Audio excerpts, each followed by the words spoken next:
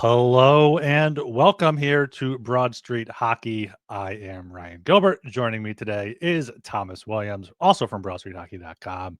We're going to break down the Flyers opening night lines here. They're raising a lot of questions, as I wrote in my article on Wednesday there. And we're going to try and keep this short. We could talk about this for a long time, but going to try and keep this shorter for you guys. Thomas, how you doing here?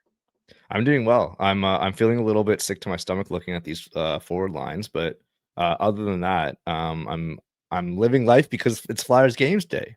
So Yeah, we actually get to watch the Flyers play a meaningful hockey game for the first time in months. So it's great.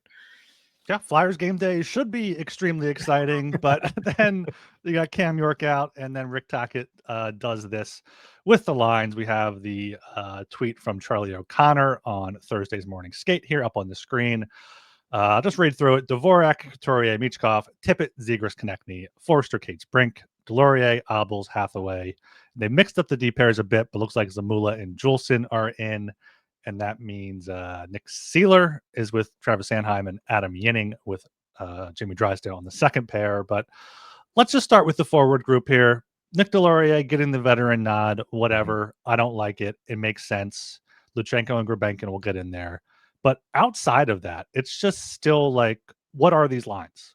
Yeah, like I feel the rookie conversation is like a separate thing. Like we've heard it kind of throughout this week of just like, okay, yeah, Luchenko and Grabenkin is going to get that time eventually. Like that's a separate conversation that again we could spend hours talking about and just like, is it smart for them to do, or like what's the point of Luchenko being around if he's not being part of the season opening lineup, especially that he was part of the lineup last year, different coach, but still. Anyways, the top nine, third line makes perfect sense. Third line, keeping that line together, you can say of the Forrester Cates Brink line makes sense just for some familiarity, and they played the preseason perfectly. Like they're one of the only lines consistent, cycling the puck, which is exactly what Tocchet wants in this offense this year, and wants to see an improvement compared to last year. But having we'll just start off like having Michkov, beautiful, wonderful boy, Matvey Michkov, him with Couturier makes sense. It's in a vacuum. It's like perfect. Okay, you get your smart centerman that can win a draw, get possession. Basically, like for Mishkov to have the puck the most possible, it makes sense for Couturier to be his centerman. Basically, that like Zegras, there's a wow factor, and there might be a debate that's like, well, when they have the puck, how much use is it if Couturier is out there compared to Zegras? Like kind of that check, like the balancing act of like they'll have more possession, but what will they do with it if whatever, you know what I'm talking about. Mm-hmm. But the other line being Christian Dvorak, or the other winger being Christian Dvorak, is it. I feel like I'm taking crazy pills just because like it's Dvorak was brought in as like a supplementary player to be just an all around like versatile, like fill a hole wherever is needed. I don't think that hole is first line left wing that needs to be filled. Like, and if anything, if he was going to be in the top six wing position, if anything, it would have been with Zegras and Michkov because they need some responsibility on that. I feel like with Couturier, it's just doubling down on this like this sentiment of like, okay, this possession, keep it going and whatever. But it just feels crazy to have two of those like players next to Michkov, and then so he's passing the puck to players that are like not on his level at all. It really is. Sean Couturier, I will say, does have the hockey IQ, but Yeah. his Oh body yeah. can't Like I quite love keep up Couturier. with that. But I am hoping this is just like a one-off thing with Dvorak on the top line. He'll slide back down for another game when Delorier is out of the lineup. But yeah, if you just swap Dvorak and Tippett, I feel like we're not complaining about these lines No. at all. Like and the rookie conversation, it's not just the Flyers. Everyone around the league. Sharks are I think Michael Misa I saw was a healthy Michael scratch. Misa, St. Perek in Calgary, Easton Cowan And Sam Dickinson yeah, was like in San Jose too. it's a Yeah. very much NHL hockey man culture thing to give your veterans the start on opening night. So that's fine. But yeah, Dvorak, I really am hoping it's just a one thing here, or it's just like, all right, Michkov in the defensive zone, stay at the point, cover the defenseman.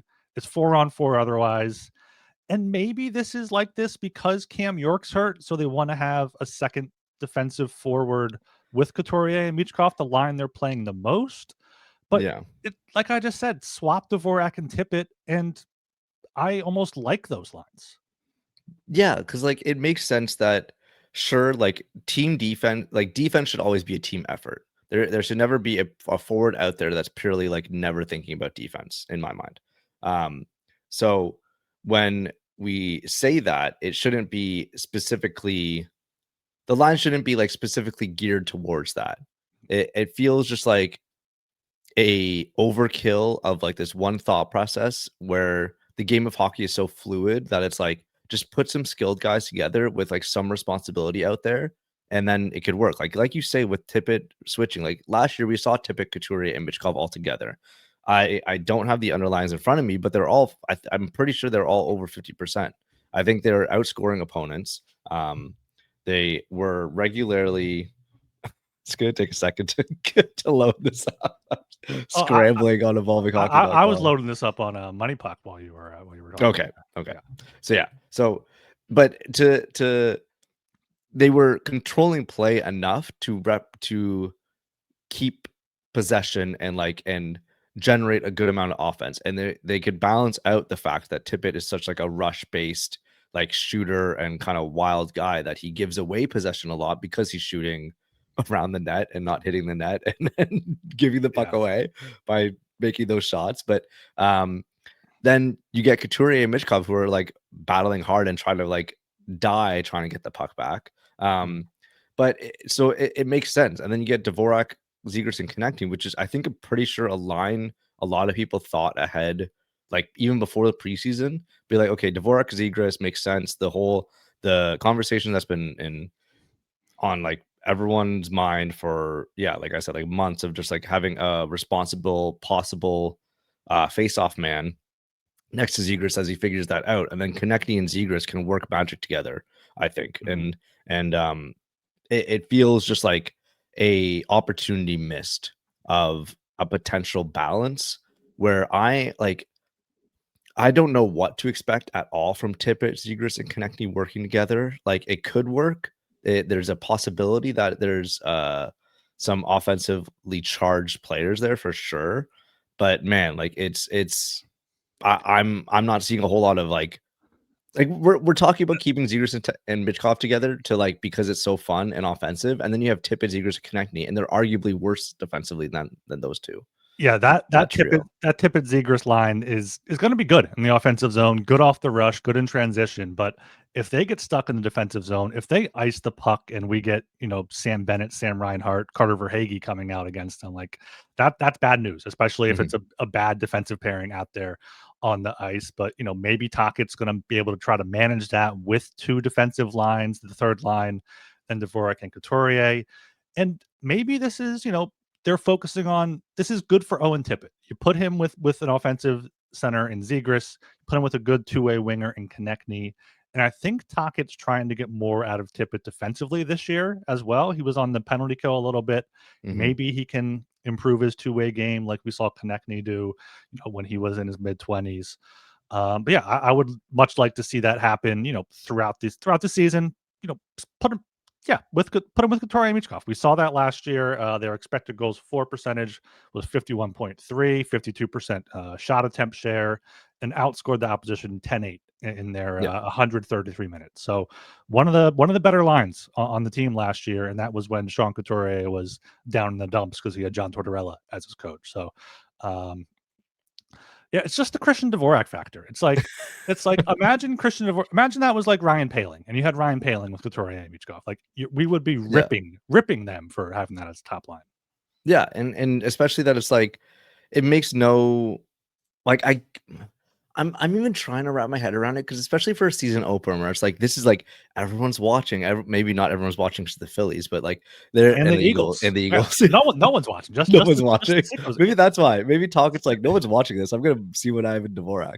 But like it feels like especially with the season opener of like putting out these lines, be like, oh man, like just to leave a sour taste in my mouth. It's like it's not even the fact that like these lines are run, but we saw so much exciting Yeah. combinations earlier in the preseason training camp. And we're like, oh, this is going to be so sick. Like Zegers and Michkov and like Katrina Kadeki's back together and everything. And they could balance it out with a Tippett over there or a Forrester, like they've done a little bit. But to have that and then take it away from us just feels like a little bit of a rug pull. It really does, and that's the big thing. We had all this excitement in the preseason, and we don't have that anymore. And looking at the lines, I guess maybe like a Dvorak Zegers connecting line, you could argue what does that line do well? Like what does that line excel at? Like maybe offensively, but Dvorak isn't too much of an offensive player. But what does Dvorak, Couturier, Michkov excel at? Like two of them are great defensively, one of them is great offensively. Maybe trying to get Couturier off to a good start. Just go to the front of the net. Hope Michkov can find you there. But yeah, this is going to be interesting to see how long these lines stay together. And I wouldn't be surprised if we see a different top line on Saturday. Yeah, for sure. Especially with Gulbenkian, because Tocchet was saying if Gulbenkian doesn't play tonight, Thursday, then he'll get the game on Saturday at the very least. So we'll potentially see that, and maybe he'll replace Dvorak. Maybe Dvorak's just a placeholder, and we'll see first line left wing Nikita Gulbenkian, which is pretty fun. Yeah, it's quite possible. We're getting a new addition, Christian Dvorak, on the first line in the season opener, surprisingly. And also in the season opener, we are getting free agent addition goaltender Dan Vladar starting game one. Breaking news. First off the ice, according to a post from Jackie Spiegel. And from Charlie O'Connor here, Tocchet on why Vladar gets the game one start over Ersson.